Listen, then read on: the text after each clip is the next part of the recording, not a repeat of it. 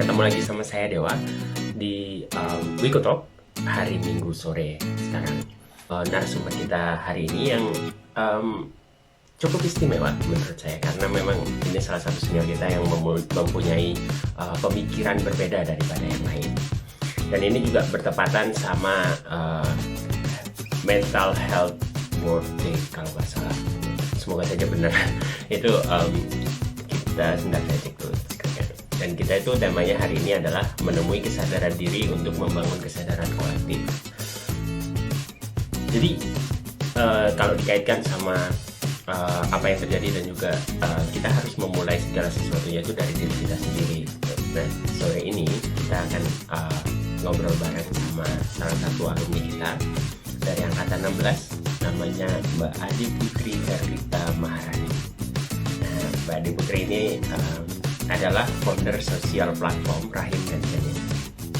Kayak gimana perjalanannya Mbak Adi Putri sampai bisa memiliki platform ini dan sekarang apa yang rutinitasnya kayak gimana, kita akan berangkat bareng.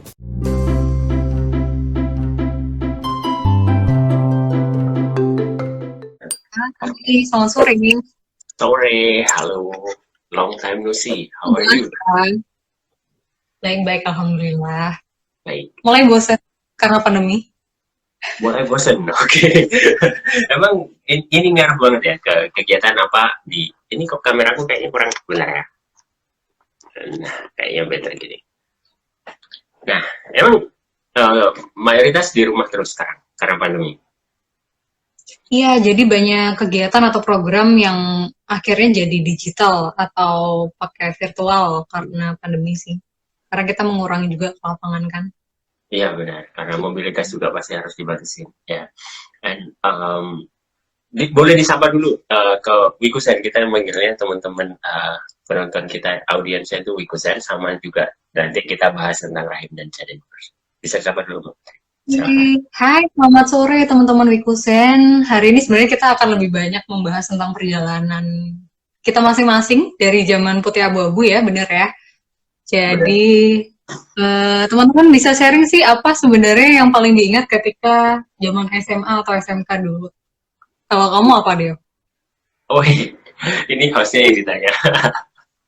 Kalau zaman kalau yang paling diingat pasti banyak banget kegiatan-kegiatan yang apa ya, dari SMP yang biasa-biasa aja terus masuk SMK Telkom jadi luar biasa itu karena pertama masuknya jam 6, terus kegiatannya banyak banget gitu. Cuman kalau yang spesifikly sama Mbak Putri itu saya ini sih apa ya, banyak ya, kita berdua dulu banyak kegiatan bareng ya, kayak pas Kibra itu kita bareng ya.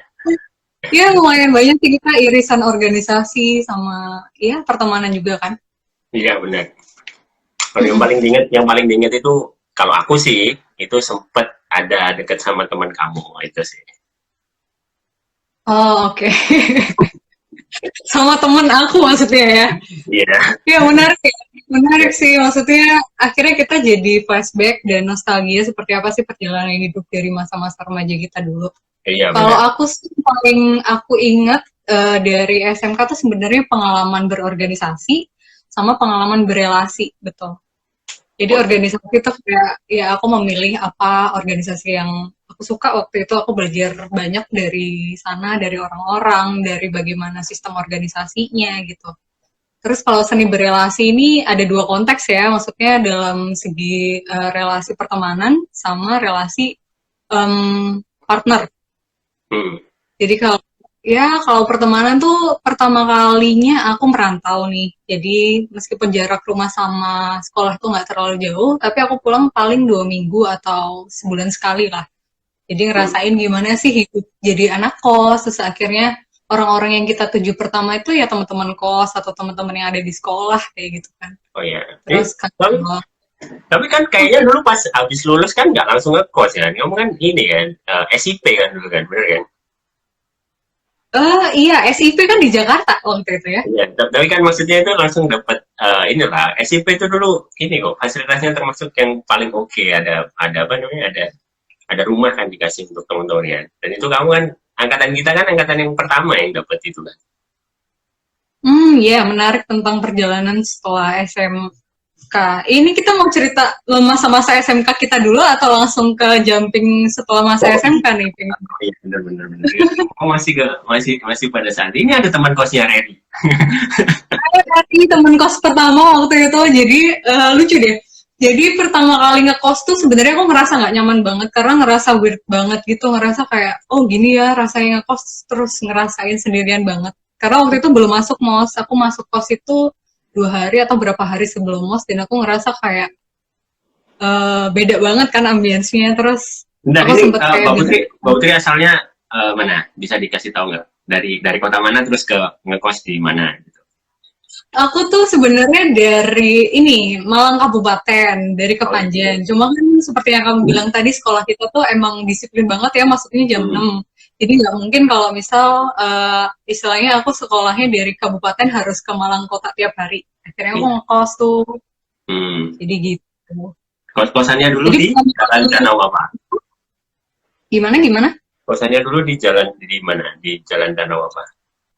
Apa ya? Aku udah lupa sih yang pasti danau-danau. Danau Ranu atau apa ya? Pokoknya depan SMK Telkom persis gang utama itu sebelah Hmm. kanan jalan. Jadi Oh, emang deket banget sih.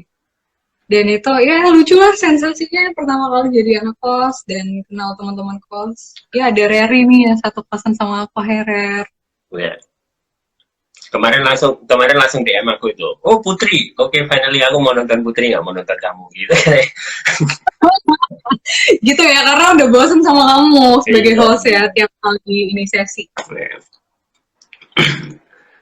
Terus setelah ngekos nih, pada saat tahu SMK Telkom itu Mbak Putri dulu tuh pengennya itu match nggak sih? Awalnya saya pengen tahu match nggak sih? Apa yang dibayangkan pada saat di SMP terus masuk SMK Telkom itu pasti oh aku pengen belajar ini gitu. Itu beneran didapat atau gimana? Jadi motivasi awal aku masuk SMK, kemudian mengerucut ke SMK Telkom tuh karena waktu itu mikirnya setelah lulus pengen dapat pekerjaan Hmm. dan ini itu bisa bantu orang tua. Mulia sekali kan waktu itu tujuan Oke, awalnya. sangat mulia Anda ya. Kemudian namanya anak-anak ya, maksudnya kita masih terus coba cari jati diri apa yang dipengen gitu kan. Ternyata ketika masuk tuh sebenarnya secara jujur aku nggak terlalu menikmati jurusannya. Aku nggak Hmm. terlalu menikmati apa ya jurusan eh, teknis atau hal-hal yang berhubungan sama Rekayasa komputer ya. perangkat lunak ya, RPL dulu ya. Ya aku spesifik ke rekayasa perangkat lunak. Hmm. Jadi sebenarnya kalau kamu amati ya di SMA itu aku lebih banyak mengisi hari-hariku tuh ya dengan organisasi, baik itu organisasi internal atau eksternal. Dan hal-hal yang bikin aku happy tuh ya bentuk-bentuk relasi itu sebenarnya Hmm. dibanding pembelajarannya sendiri. Oke, ini buat adik-adik nih. Dulu pas SMK organisasi apa aja yang diikutin sama Mbak Putri? Ada macam-macam ya di SMK Telkom waktu itu, tapi aku memilih Paskibraka, Oke, Paskibrading sebutannya, Paskibra, terus sama PNR. Selain itu aku juga MPK juga sih waktu itu. oke, majelis perwakilan kelas. Oke. Kamu kayaknya ikut SAC juga deh. SAC enggak ya? SAC itu apa ya? Yang art club itu loh. Yang apa? Art yang art. Enggak ya? Enggak tahu sih, kayaknya enggak deh. Enggak. Oh, iya. Enggak ikut. Ya, ya itu. Oke. Terus setelah SMK Telkom ternyata oh gini. Terus kan setelah lulus kamu langsung dapat kerja kan? SIP. Nah ini baru masuk ke SIP nih.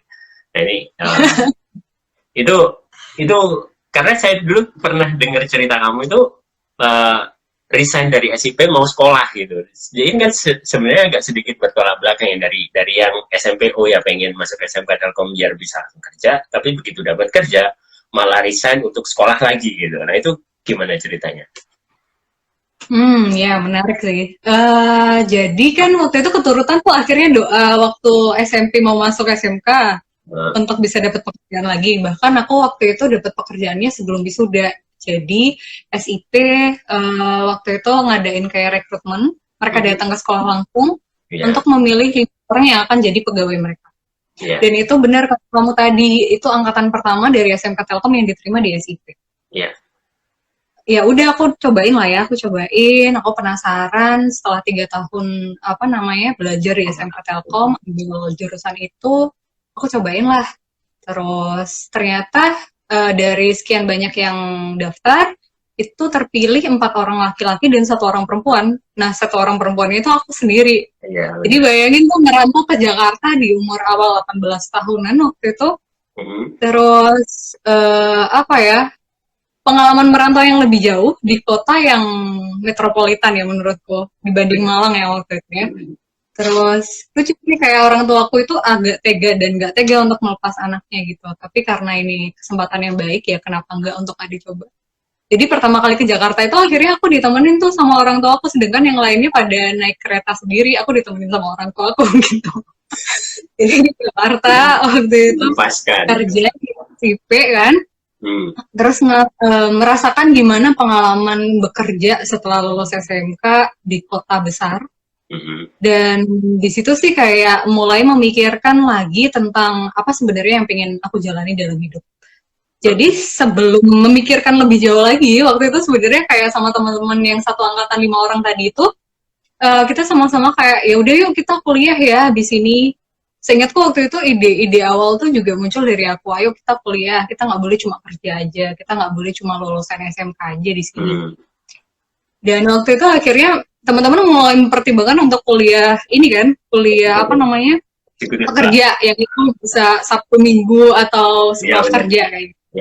Di saat teman-teman mulai kayak ayo Put ikutan ini, udah ada brosurnya, mulai nyari brosur dan segala macem. Di momen itu tuh aku sambil mengamati apa yang terjadi dalam keseharianku. Jadi maksudnya aku bekerja kan di bidang jaringan, lebih ke jaringan SIP itu sebenarnya. Aku mengamati bagaimana kesehariannya, bagaimana aku menjalani profesi itu.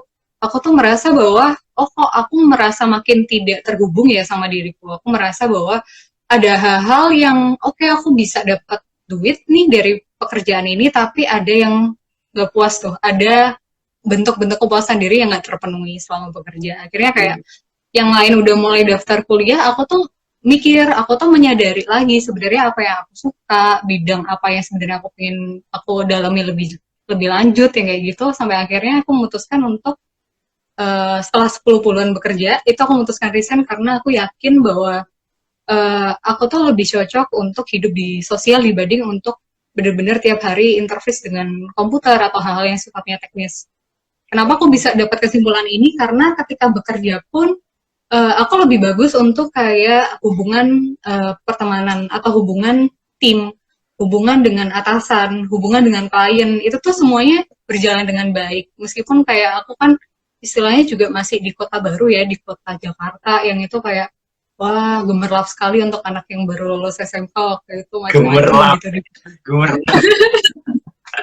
Iya, karena akhirnya kita kayak kenal banyak warna manusia gitu loh di sana. Iya. Itu tuh lebih beragam dibanding kalau kita di desa atau kita di Malang, meskipun lumayan kota sebenarnya ya beda lah ambience dengan Jakarta yang nggak pernah tidur ya. Bahasanya lumayan susah ya, warna manusia.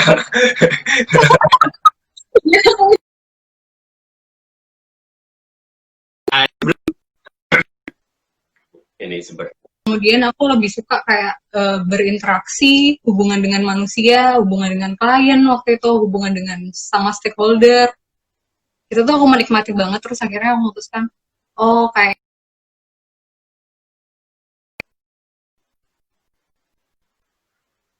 halo? Ya, sepertinya. Tadi sempat putus ya? Sepertinya koneksinya agak sedikit bermasalah, tapi it's okay, coming back. Jadi, sekarang udah jelas belum? Atau masih nggak jelas? Sudah. Oh.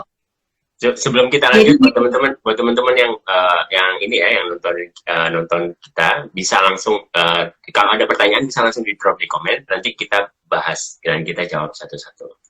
Oke. Nah sekarang kita lanjut. Ini udah perjalanannya udah, terus akhirnya kuliah. Nah ini kuliahnya dulu di mana Mbak Putri?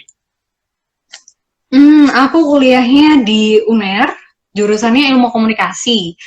Nah itu perjalanan masuk UNER dan komunikasi ini juga menarik karena apa ya? Waktu itu kan akhirnya memutuskan pulang sebelum sebutannya waktu itu SNMPTN atau seleksi masuk perguruan tinggi negeri. Yang itu kan sifatnya nasional. Jadi kita harus bersaing dengan berapa ribu orang waktu itu.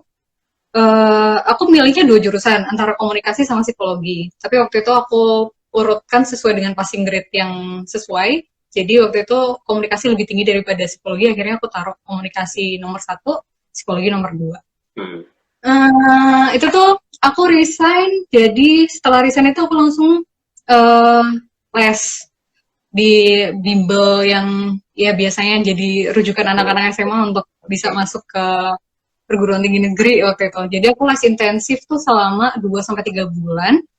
Dan aku sebenarnya nggak cukup percaya diri ya, karena dari SMK itu kayak ilmunya akhirnya memang tidak dibekali untuk spesifik ke kuliah atau perguruan tinggi negeri kan.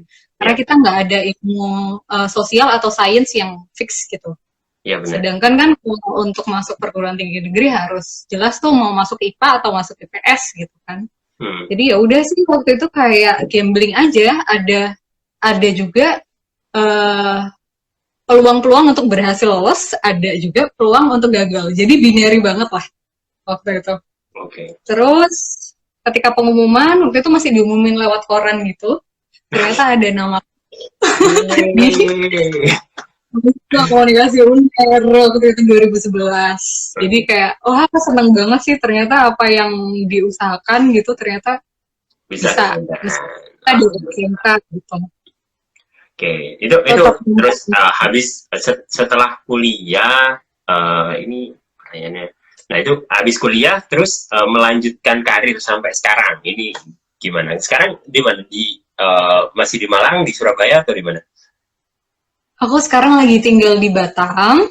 Jadi aku sebagai full time workernya di salah satu UN agency, aku jadi mental health and psychosocial support di sini.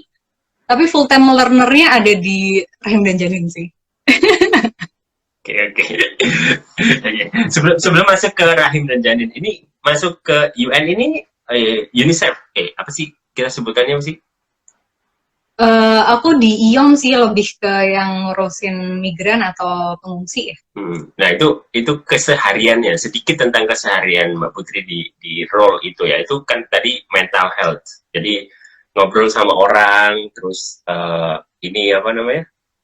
Apa ya? Like berarti mencari tahu apakah mentalnya dia sehat atau enggak gitu kan? Kasarannya. Ya bisa dikatakan kayak gitu sih. Kalau di posisiku tuh lebih ke apa? Kita memfasilitasi basic needs. Salah satu basic needs itu kan tentang kesehatan. Nah, kesehatan kan ada 2 jenis, kesehatan medis sama kesehatan psikis atau mental. Nah, untuk di posisiku lebih banyak untuk ke kesehatan mental dan juga pendidikan, termasuk juga aktivitas. Jadi sifatnya itu karena mental health dan psychosocial support. Jadi bentuk-bentuk aktivitas apa sih yang bisa menunjang para pengungsi ini untuk tetap bisa sejahtera secara mental lah istilahnya. Dan kita juga support mereka untuk tetap bisa sekolah selama di negara transit atau negara kita ini. Karena kan mereka juga nunggu tuh kapan bisa ke negara ketiga atau negara ketujuan mereka. Untuk tahu gitu, itu caranya gimana? Ada textbooknya harus diisi atau cuma ngobrol aja terus tahu gitu? Apa gimana caranya? Untuk tahu apa nih?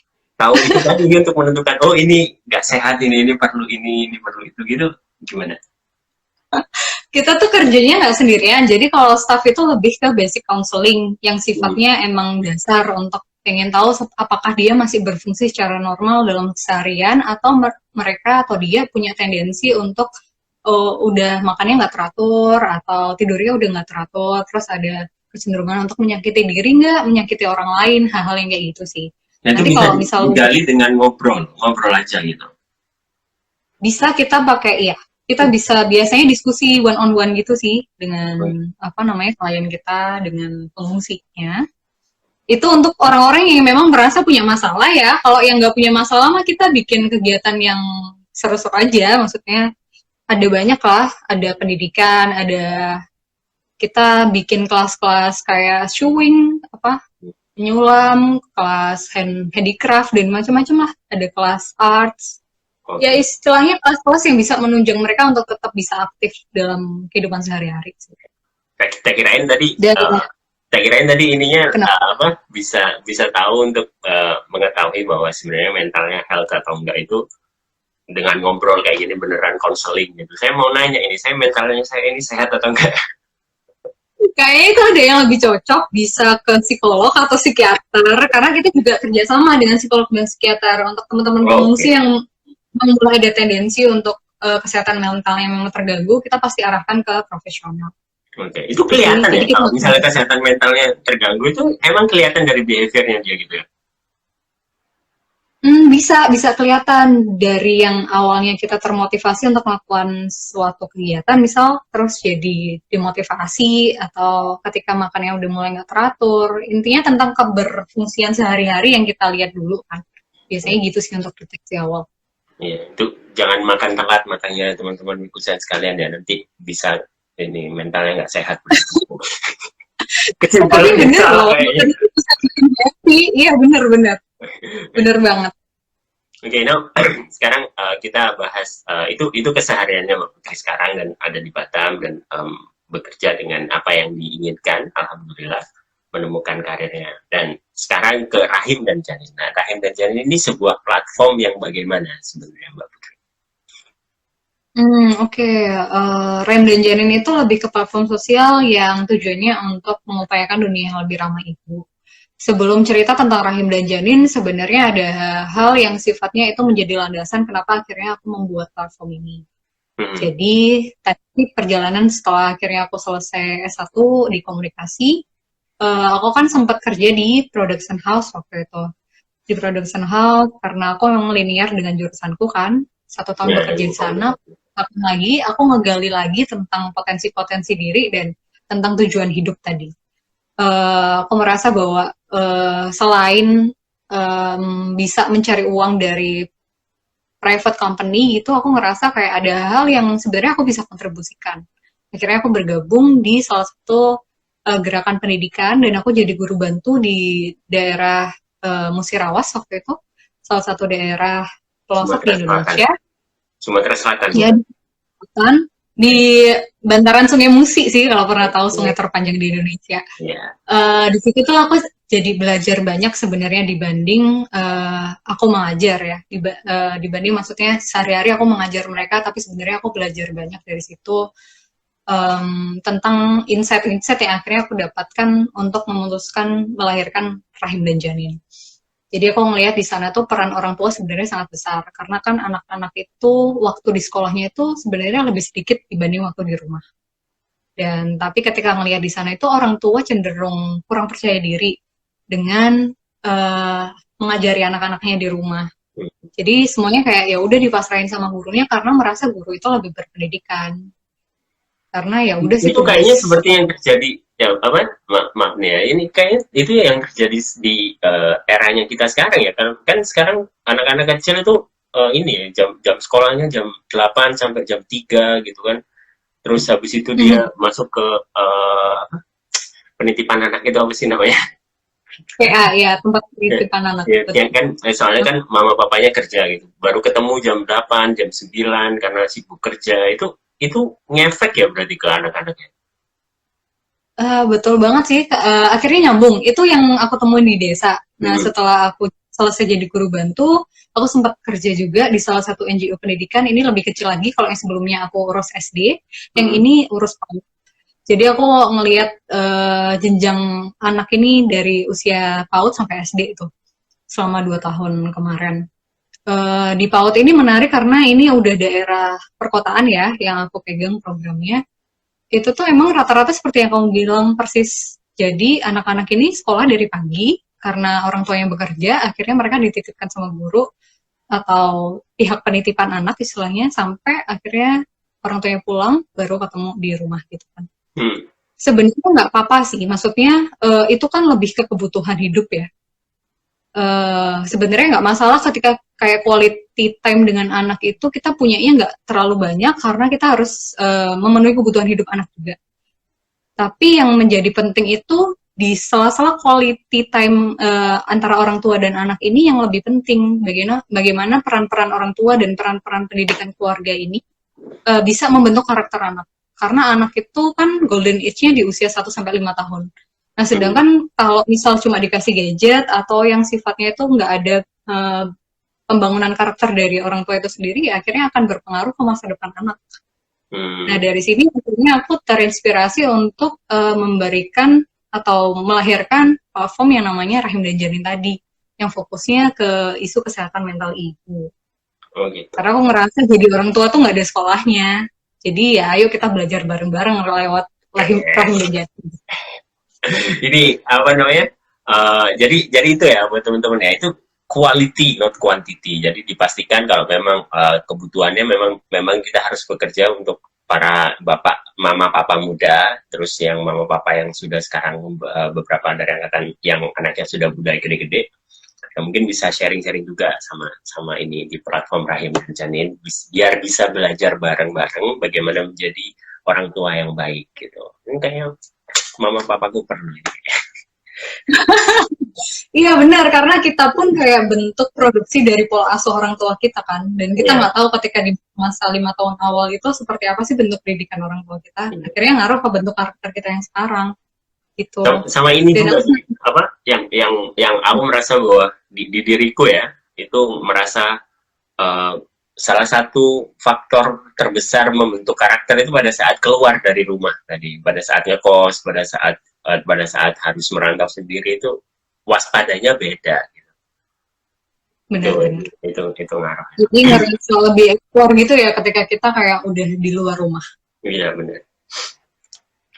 Tapi memang harus dibekali dengan dibekali dengan karakter yang benar-benar tidak goyah gitu sama dunia luar.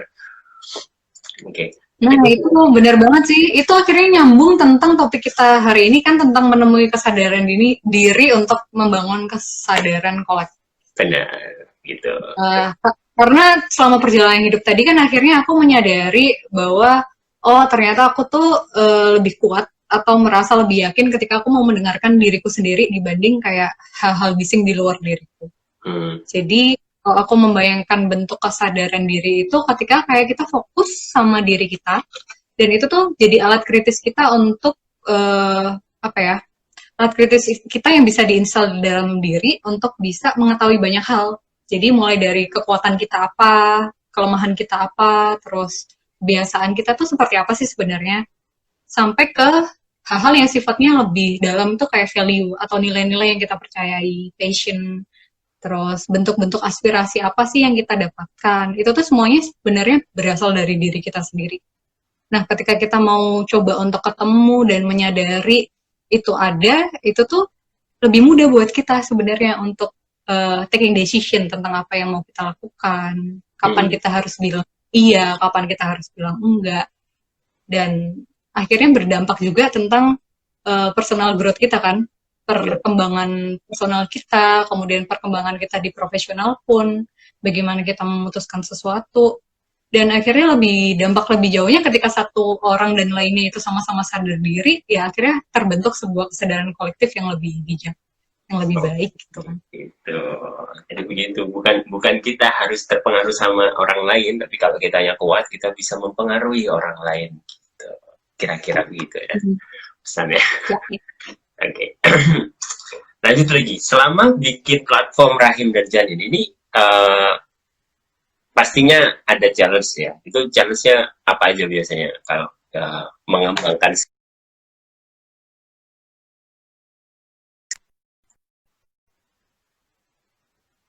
Ya. Halo. Yap. Diulang lagi. Tadi tanyanya soal tantangan ya selama ngembangin platform. Platform sosial itu masih bayi banget.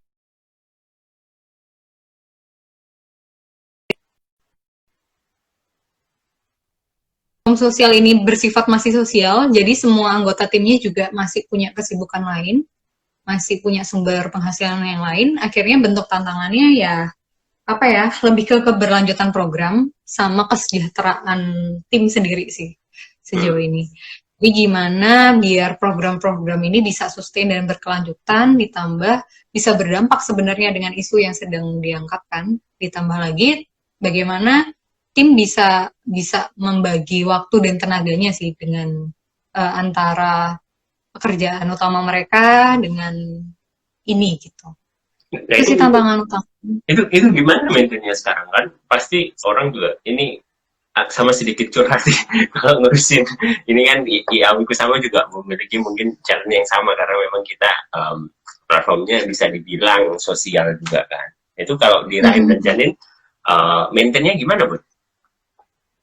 Kalau sejauh ini sih seenggaknya tidak berhenti dulu karena kan tantangan terbesar karena pandemi ini semuanya akhirnya harus apa ya, offline online yang sebelumnya offline gitu. Hmm. Sedangkan kan kesehatan mental tuh sebenarnya akan lebih mudah ketika ada bentuk interaksi dan bentuk apa ya, bentuk kegiatan yang offline.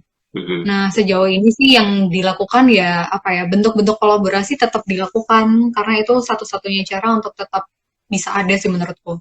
Nah, salah satu hal yang kita lakukan sekarang sih menurutku juga salah satu bentuk kolaborasi ya yang bisa bikin kita tetap ada satu sama lain kan. Ya. Nah, harapannya ke depan bisa terus mengembangkan kolaborasi dengan organisasi atau dengan pihak-pihak yang memang sevisi dengan kami. Ya, oke. Terus lanjut ke pertanyaan selanjutnya. Itu kalau dukungan ini dukungannya datangnya dari mana aja? Dari area mana aja untuk platform ini? Untuk sementara ini sih dukungannya bentuknya apa nih maksudnya?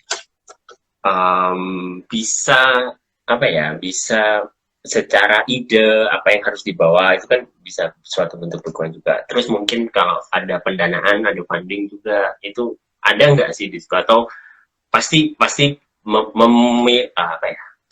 Memerlukan itu gitu. Kalau misalnya pengen di platform kan. Kalau untuk sementara ini sih dukungan yang berupa ide, eksekusi, dan lain-lain itu masih bersifat sukarela ya. Jadi dari aku dan tim, itu Mm-hmm. semuanya kita berempat ada di situ, itu semuanya kita punya tugas masing-masing, mulai dari yang konsep, kemudian ada yang konten, ada juga yang desain, ada juga yang tim pembuat video. Jadi Mm-hmm. semuanya punya peran, dan itu menurutku kalau diuangkan itu mahal sekali. Kemudian untuk grants kita masih cari peluang. Sejauh ini kita masih berupa kalau bikin event kita ada kayak iuran, tapi Mm-hmm. nggak terlalu mahal. Yang itu fungsinya untuk menjalankan program aja sih. Kedepannya kita pengen juga cari-cari grants yang bisa untuk berkontribusi dan mengembangkan platform ini. Karena sebenarnya masih jarang sih kalau grants di dalam negeri ya, jadi mungkin cari peluangnya pun perlu keluar negeri gitu karena organisasi yang concern di bidang ini juga masih relatif sedikit di negara kita. Ya, oke. Jadi itu untuk ini ya untuk dukungan dan funding. Jadi kalau misalnya ada teman-teman Bikusen juga yang tertarik dan pengen join bisa langsung kontak ke akunnya @rahim dan janin ya. Oke. Bisa banget, jadi kita juga butuh nih tim teknis atau istilahnya tim yang ini ya, lebih ke komputer, base, dan kayak gitu. Kita pasti butuh sih. Oke. Jadi bisa langsung DM Instagram atau via chat ke aku, juga bisa. Yuk. Oke. Terus ini ada apa harapan ke depan untuk platform Rahim dan Janin? Adakah komunitas atau organisasi yang ingin diajak berkolaborasi? Sorry tadi putus, harapan ke depan sama apa pertanyaannya? Harapan ke depan sama adakah komunitas atau organisasi yang ingin diajak kolaborasi? Harapan ke depannya sih kan landasan Rahim dan Janin ini selain dari pengalaman dan aku melihat di lapangan kenyataannya semacam itu, ada juga data-data yang menguatkan bahwa dari WHO itu menyatakan 10-50% ibu mengalami depresi di fase perinatal. Perinatal itu ketika hamil sampai 1 tahun pasca kelahiran. Sedangkan di Indonesia sendiri itu ada sekitar 1/4 ibu yang mengalami depresi postpartum. Nah, harapan kedepannya sih semoga platform ini bisa berkontribusi untuk membantu mengurangi angka tersebut. Jadi kita usahakan untuk tetap bisa menjalankan program-program yang sudah berjalan dan bisa lebih apa ya, rotate lagi sih. Jadi program yang jalan sejauh ini sih kita di ranah awareness sama preventif, lebih ke promotif sama preventif. Kalau yang promotif itu kita ada teman dengar dan cerita sama ruang dengar dan cerita. Teman dengar dan cerita ini kita bikin video tiap 2 bulan sekali. Jadi ibu-ibu bisa berbagi tentang cerita perjalanan jadi ibu, apa saja sih sebenarnya transformasi yang mereka alami, kemudian bentuk-bentuk perjalanan perubahan kesehatan mental seperti apa yang dialami selama fase itu. Dan biasanya kita juga menghadirkan kayak profesional di bidangnya kayak bidan atau psikolog atau juga apa ya, dokter kandungan kayak gitu untuk bisa ngasih pemahaman juga. Kemudian kalau ruang dengar dan cerita itu, kalau tadi sifatnya lebih ke isu-isu tentang ibu, ruang dengar dan cerita ini apa ya, meningkatkan awareness yang lebih luas lagi ke masyarakat.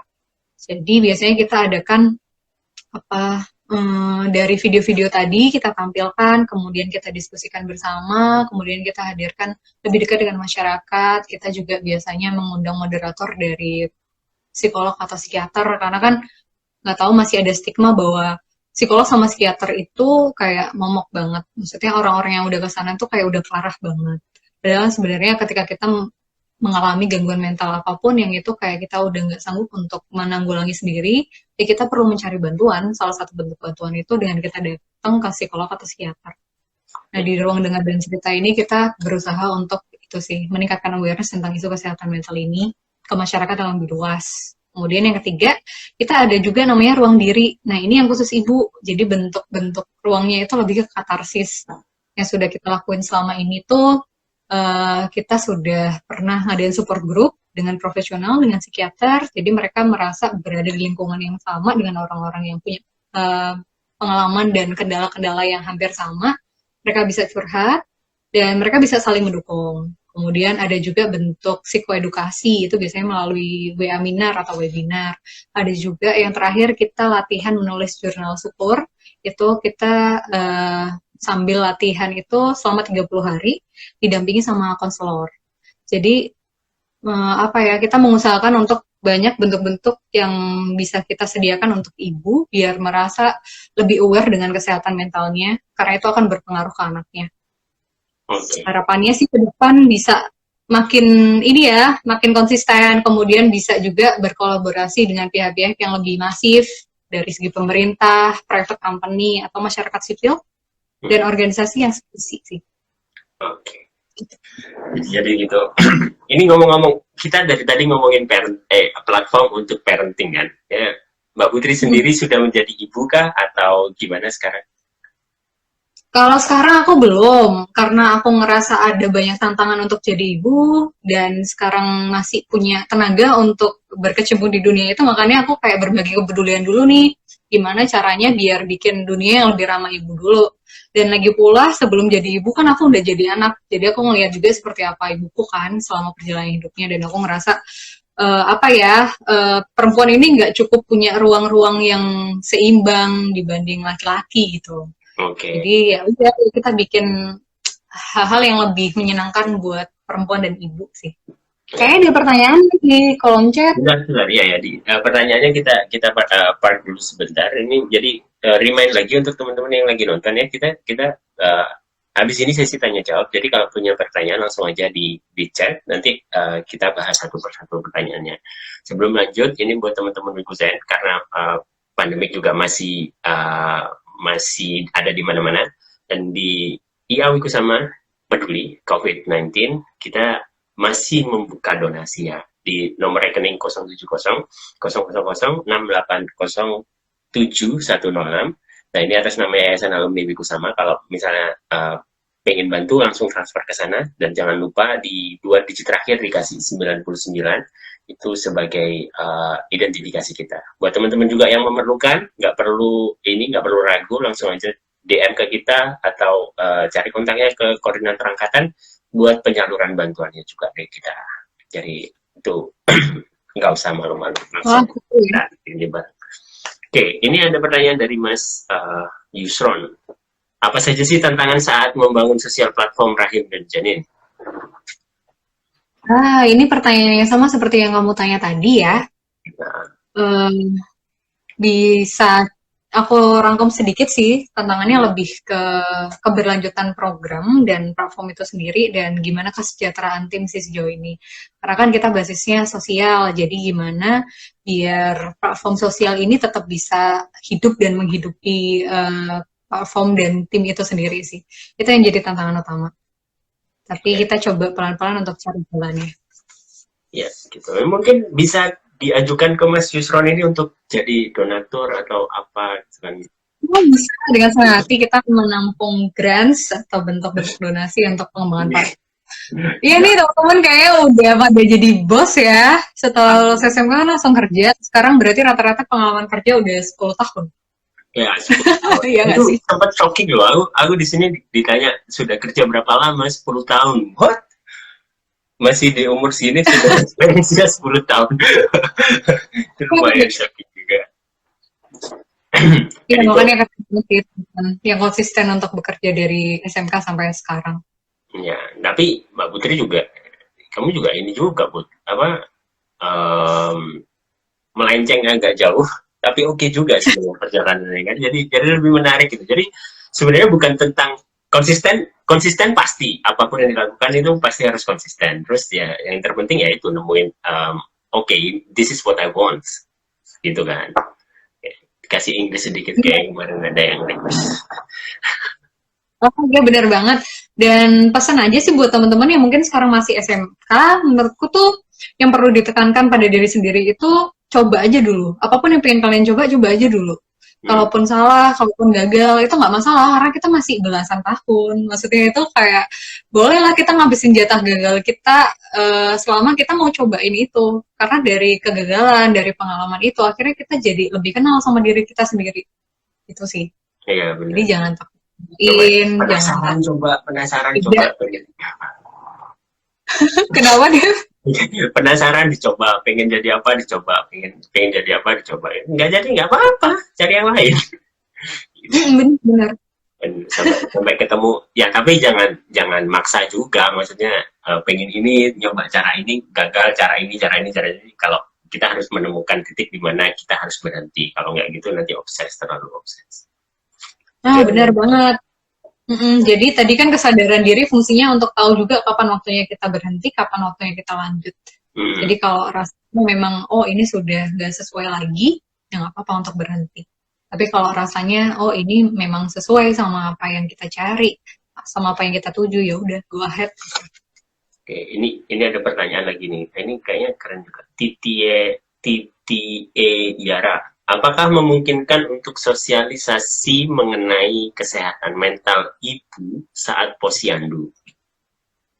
Nice question. Menurutku mungkin sekali karena posyandu ini kan memang sangat dekat dengan ibu pertama, kedua sangat dekat dengan masyarakat desa. Nah, sejauh ini aku ngerasa bahwa isu kesehatan mental ini masih berputar di era perkotaan. Tapi ketika kita coba untuk masuk ke pedesaan, mungkin salah satu caranya bisa lewat posyandu. Karena posyandu itu yang masih konsisten ada di desa menurutku. Posyandu ini program pemerintah kan ya? Ini masih aktif kan sampai sekarang ya? Masih aktif sampai hari ini.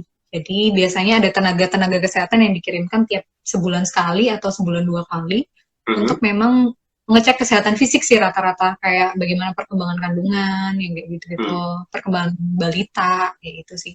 Jadi memang menurutku perlu tuh bisa ditambah lagi porsinya untuk kesehatan mental karena kan dua-duanya penting ya, kesehatan fisik sama kesehatan mental.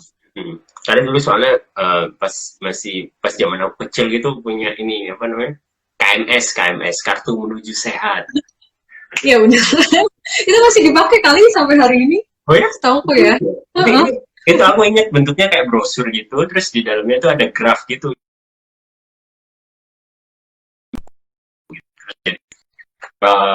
Tiap ya jadi ada grafnya merah kuning hijau di belakangnya terus tiap minggu itu ada digambar gitu grafnya jadi di sini beratnya sekian terus beratnya sekian terus setiap beberapa waktu juga sinyalnya putus-putus nih. Iya itu untuk ngecek berat badan sama tinggi badan balita kan. Iya jadi ditimbang benar. Oke, buat teman-teman yang masih mau nanya masih bisa ya. Sementara saya akan ngobrol beberapa hal lagi sama Mbak Putri. Mungkin masih ada sekitar 10 menit di durasinya kita. Itu untuk rahim dan janin tadi sudah ya. Terus kita membahas tentang menemukan kesadaran diri untuk membangun kesadaran kolektif tadi kan. Kalau ini kan agak tricky ya. Bagaimana kita bisa menentukan bahwa oke, I'm done. This is sudah sampai di sini terus saya harus pindah lagi, itu biasanya kita cara mengenalinya gimana, Bu? Ini bisa berbeda-beda ya masing-masing orang. Tapi kalau dari aku sih, biasanya aku memang ngasih porsi harian untuk aku refleksi gitu. Jadi maksudnya apa aja yang sudah terjadi hari ini. Jadi lebih kayak jurnal tadi sih sangat membantu menurutku. Jadi kita nulisin apa aja yang sudah kita lalui, terus apa aja yang sudah kita capai, terus bagaimana perasaan dan pikiran kita yang keluar selama kejadian-kejadian itu. Nah biasanya untuk decision making sih mulai diarahkan juga tentang plus minus ya, tentang mana yang lebih banyak positifnya, mana yang lebih banyak negatifnya, ya gitu-gitu. Dan itu menurutku bisa dilakukan sih. Jadi kita kayak punya waktu untuk mendengarkan diri kita sendiri. Karena sebenarnya kan yang menjadi tantangan itu ketika kita coba membandingkan diri kita dengan orang lain. Ketika kita coba lihat diri kita dengan perbandingan itu orang lain atau lingkungan sekitar kita. Menurutku itu nggak objektif. Nah, dengan kesadaran diri ini kita coba melihat diri kita sebagai diri kita. Maksudnya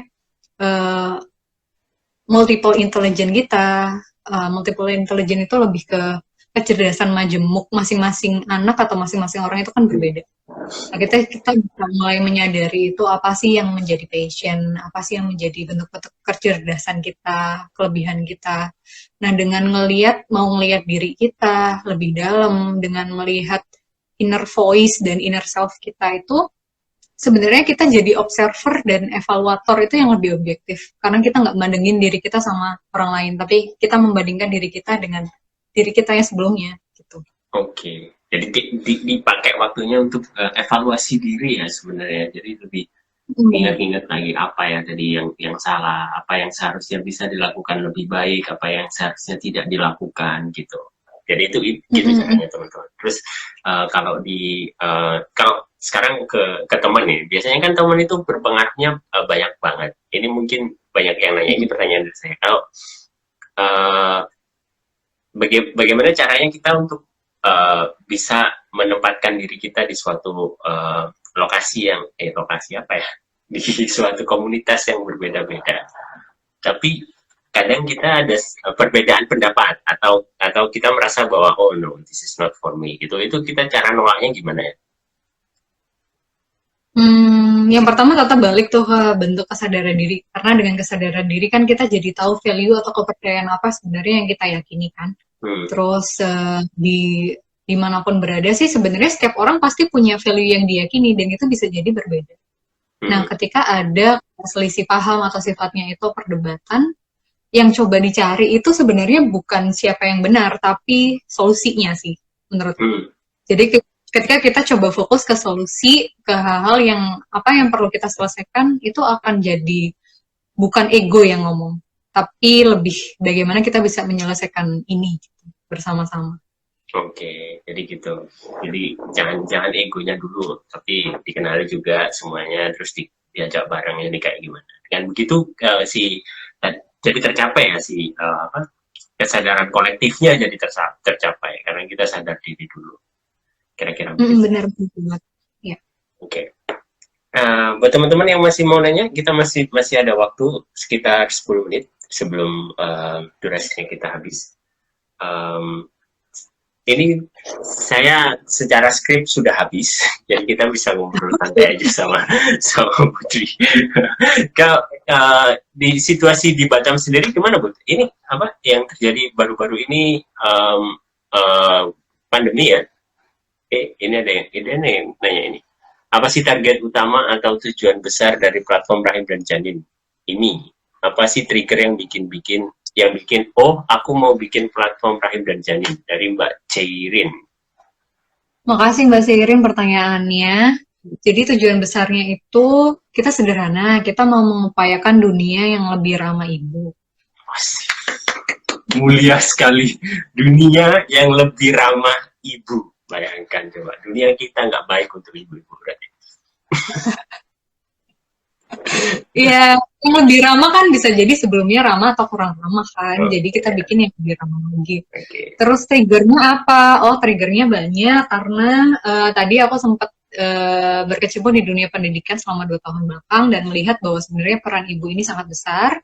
Cuma nggak semua ibu menyadari bahwa perannya besar dan ditambah kayak tekanan sosial, cultural kita juga yang tidak memberikan kesempatan untuk kesejahteraan dan kesehatan fisik maupun mental ibu ini menjadi prioritas.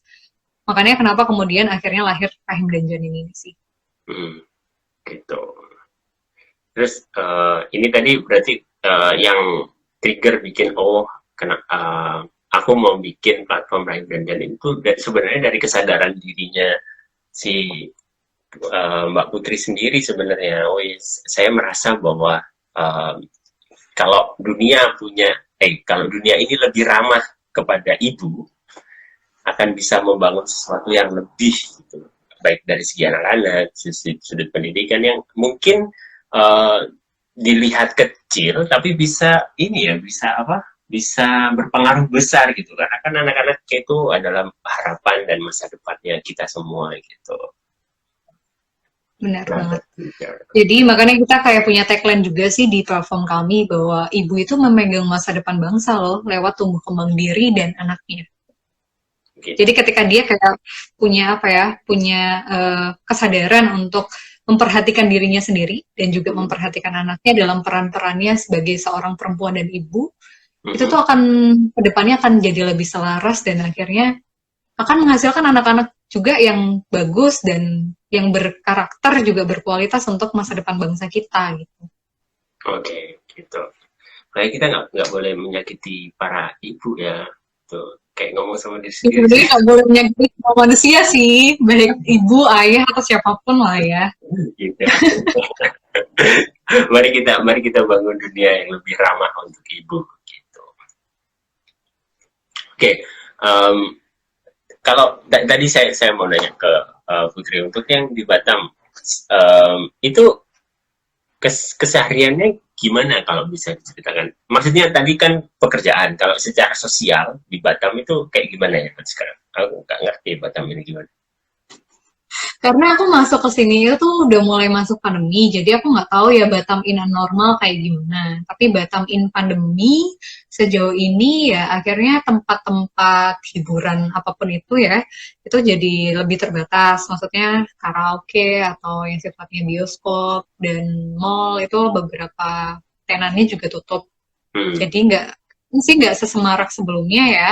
Dan kalau toko-toko atau pedagang kaki lima sih masih jual karena menurutku ya mereka pasti kayak mungkin awal-awal aja libur tapi makin kesini kan mereka juga butuh uang dan kita juga butuh makan jadi itu tuh masih masih ada masih buka. Akhirnya mereka buka lagi.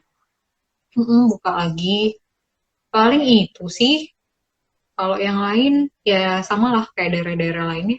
Hmm. Eh, Putri ini ya apa? Udah ke berapa banyak kota sih pindah-pindahnya dari Panjen, Malang, Malang terus ke Jakarta, Jakarta balik ke Surabaya, terus kemana lagi sebelum sampai akhirnya ke Batam? Aku dari Kepanjen, tempat lahirku, kemudian ke Malang Kota, SMK-nya.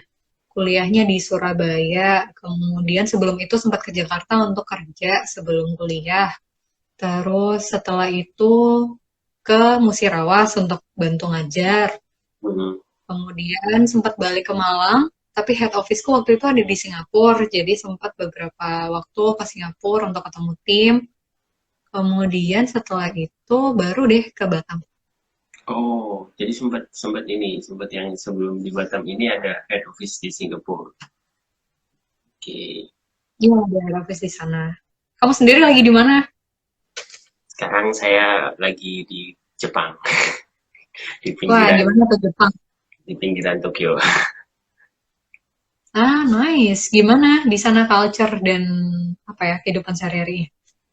Culture sih oke ya. Seperti yang Anda tahu, saya ini orangnya nggak suka terlalu ribet sama orang lain, dan di sini tuh culture-nya begitu, nggak terlalu ribet sama orang lain. Jadi cocok lah ya. Sesuai lah ya. Dan benar-benar apa ya, saya menemukan di mana ada kota yang benar-benar clean, bersih banget, itu ya Jepang, so clean, karena memang orang-orangnya teratur gitu. Terus ngantri ya, terutama yang follow the rules kayak gitu. Terus pandemi juga pada saat memang secara peraturan perundang-undangan kan nggak ada yang mengharuskan bahwa oke, semua warga harus stay di rumah, kalau keluar rumah didenda, itu nggak bisa ngasih aturan begitu di sini. Cuman pemerintahnya menetapkan yang disebut sebagai emergency state gitu. Nah, emergency state di declare, semua warganya udah nurut, semuanya diem di sini, diem di rumah gitu, sampai emergency state dicabut, baru mereka beraktivitas lagi di rumah gitu. Oke, ada Mbak Rani. Hai Mbak Rani Abe, makasih dukungannya. Ya, ini Mbak Rani Abe bilang nih buat teman-teman ya, nice put, semoga bisa makin menjangkau perempuan-perempuan yang mengalami pernikahan dini, karena pasti berguna banget untuk kesiapan mental mereka jadi ibu. Nah, itu ini nanti kita bisa terima kasih dukungannya Mbak Abe, nanti bisa disambung lagi mungkin di salah satu programnya Rahim dan Janin ya, tentunya nanti bisa kita juga bisa bantu kolaps juga untuk posting juga, langsung di follow juga Rahim dan Janin untuk ngikutin program-program yang tadi ada 4 program yang begitu menarik, sangat menarik. Kalau mau jadi volunteering juga bisa langsung kontak Mbak Putri atau DM ke Rahim dan Janin gitu. Kita sudah di penghujung acara. Mbak Putri ada yang satu atau 2 kalimat untuk penutup? Makasih banyak sih karena diajak pulang lagi ya istilahnya ke dunia yang sebenarnya aku kayak udah lama banget nggak ada di sini. Aku bahkan juga nggak banyak kontribusi dengan teman-teman setelah jadi alumni gitu. Tapi seneng banget karena ada wadah ini, jadi kita bisa saling terhubung lagi, kita saling silaturahmi lagi. Harapannya sih semoga uh, alumni-alumni yang sifatnya memang sudah tersebar kemanapun itu, baik di dalam negeri ataupun luar negeri, kita bisa makin terintegrasi ya lewat kolaborasi. Jadi kalau ada yang punya inisiatif gerakan tertentu atau dia punya inisiatif organisasi tertentu, kita bisa saling support satu sama lain. Oke, gitu aja. Ya, gitu aja. Terima kasih untuk waktunya Mbak Putri. Sampai ketemu lagi di acara kita selanjutnya. Terima kasih buat teman-teman yang masih stay. Saya pamit undur diri. Saya Dewa pamit undur diri bersama tim Wikutalk sekalian. Sampai ketemu minggu depan. Kami Wikusama. Bye-bye. Terima kasih. Ya, bye-bye.